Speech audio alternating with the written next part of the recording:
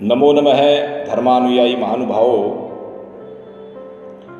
आज चतुश्लोकी भागवत के इन 4 श्लोकों का वाचन और उनकी व्याख्या आपके समक्ष प्रस्तुत कर रहा हूँ। श्रीमद् भागवत महापुराण ये उस परमपिता परमेश्वर का पूर्ण वैशिष्ट्य है, जीवन और इस संसार का आधार स्तंभ है। इन 4 श्लोकों में भगवान ने संपूर्ण सृष्टि के कण कण में आदि अनादि काल में भूत भविष्य वर्तमान में अपनी सत्ता का निरूपण किया है। जहाँ ईशावास्योपनिषद के प्रथम श्लोक में ये प्रमाणित करते हैं कि ईशावास्यमिदं सर्वं यत्किंचित जगत्याम जगत तेन त्यक्तेन भुंजीथा मा हृदय कश्यश्विद्धनम। अर्थात जगत्याम जगत यत्किंचित, इस संसार में जो कुछ भी है, चाहे वो निर्जीव है, चाहे वो सजीव है, चाहे वो सूक्ष्म है, चाहे वो स्थूल है, प्रत्येक कण में, अणु में, परमाणु में उस ईश्वर की सत्ता है। इसी बात को इस चतुश्लोकी भागवत के इन 4 श्लोकों में भगवान अपने वैशिष्ट्य का वर्णन कर रहे हैं। अहमेवासमेवाग्रे नान्यद्यत् सदसत्परं पश्चादहं यदेतच्च यो वशिष्येत सोऽस्म्यहम्।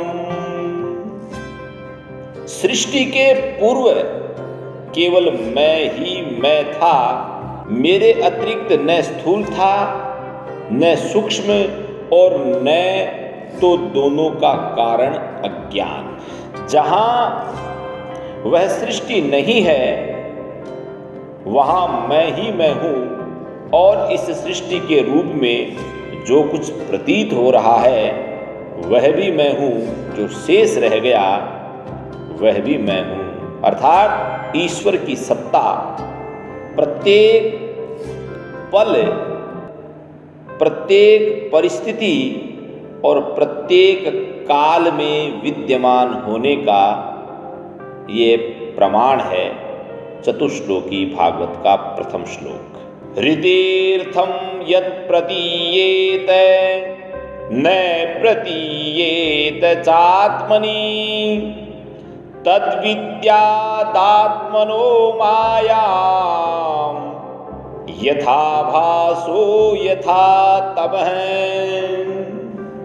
द्वितीय श्लोक में कहते हैं, वास्तव में न होने पर भी जो कुछ अनिर्वचनीय वस्तु मेरे अतिरिक्त मुझ परमात्मा में 2 चंद्रमाओं की तरह मिथ्या ही प्रतीत हो रही है, अथवा विद्यमान होने पर भी आकाश मंडल के नक्षत्रों में राहु की भांति जो मेरी प्रतीति नहीं होती, इसे मेरी माया समझनी चाहिए।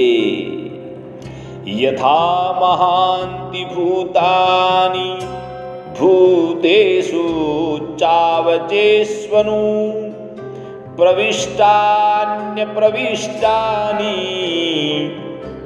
यथा तेषु न तेष्वहम्। जैसे प्राणियों के पंचभूत रचित छोटे बड़े शरीर में आकाश आदि पंचमहाभूत उन शरीर के कार्य रूप से निर्मित होने के कारण प्रवेश करते भी हैं, और पहले से ही उन स्थानों और रूपों में कारण रूप से विद्यमान रहने के कारण प्रवेश नहीं भी करते, वैसे ही उन प्राणियों के शरीर की दृष्टि से मैं उनमें आत्मा के रूप में प्रवेश किए हुए हूँ और आत्मदृष्टि अपने अतिरिक्त और कोई वस्तु न होने के कारण उनमें प्रविष्ट नहीं भी हूँ।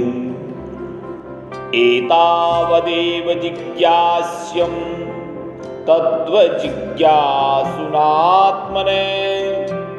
अन्वय व्यतिरेकाभ्याम